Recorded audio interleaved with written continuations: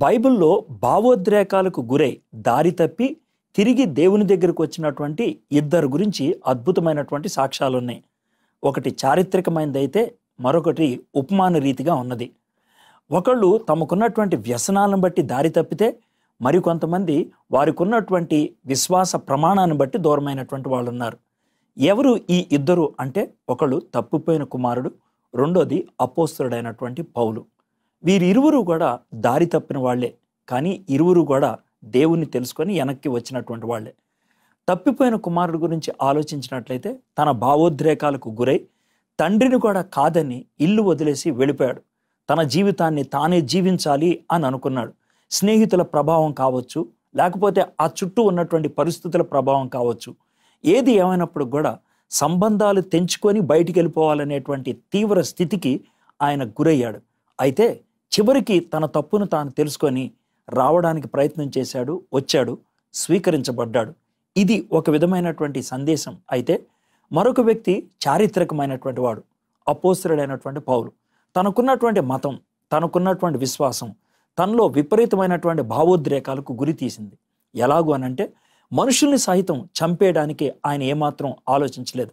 తన సిద్ధాంతమే రైట్ అని, తాను నమ్మిందే కరెక్ట్ అని, దానికి వ్యతిరేకంగా ఉన్నటువంటి ప్రతి ఒక్కరిని చంపడానికి ఆయన ముందుకు వెళ్ళాడు. చివరికి స్టెఫన్ని చంపి దానికి నేనే కారకుణ్ణి అని ఒప్పుకునే స్థితికి వచ్చాడు. అలాంటి పరిస్థితుల్లో తనకి యేసు ప్రభు ప్రత్యక్షమైన తర్వాత తన జీవితం మారిపోయింది. వీరిరువురి జీవితాల నుంచి మనం ఒక పాఠం నేర్చుకోవచ్చు. తీవ్రమైనటువంటి భావోద్రేకాలకు గురై కొంతమంది ఈ విధంగా దారి తప్పుతూ ఉంటారు. అది మతపరమైనటువంటి భావోద్రేకాలు కావచ్చు, విశ్వాస ప్రమాణం కావచ్చు, లేదా వ్యసనాలు కావచ్చు, మరి కొంతమందికి ప్రస్తుత జీవన శైలి కావచ్చు. ఏది ఏమైనప్పుడు కూడా అశాంతికరమైనటువంటి జీవితాన్ని మీరు జీవిస్తున్నట్లయితే మీరు దేవుని నుంచి దూరం అయిపోయారు అని అర్థం.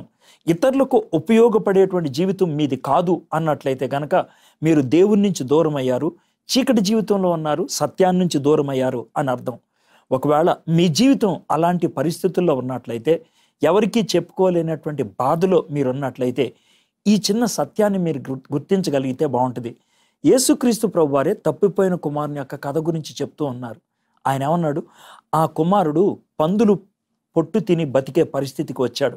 నేను తండ్రి దగ్గరికి వెళ్తాను, నేను తండ్రిని ప్రాధేయపడతాను, నేను ఒక పనివాడిగా నన్ను చేర్చుకోమని అడుగుతానని. కానీ తండ్రి దూరం నుంచి చూసే పరిగెట్టుకుంటా వెళ్ళి మీద పడి ముద్దు పెట్టుకొని స్వీకరించాడు. తన కుమారుడని ఎంతో సంతోషించాడు. యేసయ్య ఈ ఉపమానం ఎందుకు చెప్తున్నాడో తెలుసా? ఒకవేళ నువ్వు నీ స్వేచ్ఛను కోరుకొని దూరం వెళ్ళిపోయి ఉంటావు, నీ ఇష్టమని నువ్వు దూరం వెళ్ళిపోయి ఉంటావు, నువ్వు కావాలని తప్పు చేస్తూ దూరం వెళ్ళిపోయి ఉంటావు. అయినప్పుడు కూడా ఆయన నిన్ను క్షమించడానికి ఇష్టపడుతున్నాడు, నిన్ను స్వీకరించడానికి ఇష్టపడుతున్నాడు.